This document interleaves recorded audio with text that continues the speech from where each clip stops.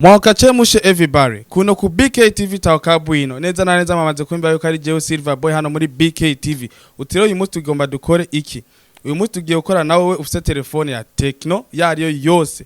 Ngomba ndakwiye kumwe ushobora kwirabira batterie ya Tecno yuko ikiri amboneta yuko ikiri yose ikiri kwijana ijana murantu. Uti rero ubiraba gute? Nababwiye kugira ngo ubirabe urafyonda akanyenyeri akadirisha akanyenyeri akadirisha muriko muranyumva kugira ngo ubirabe neza na neza akanyenyeri akadirisha kane gatandatu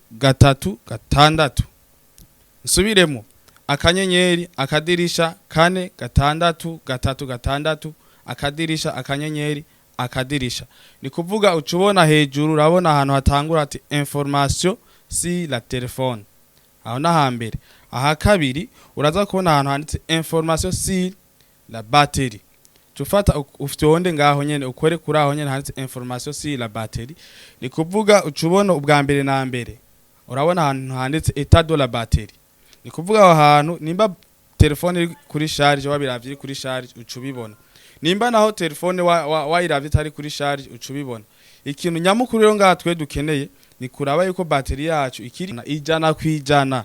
Uti rero ubiraba gute? Ucubona ngaha handitse état de la batterie. Aha handitse état de la batterie uza gusanga handitse bonne.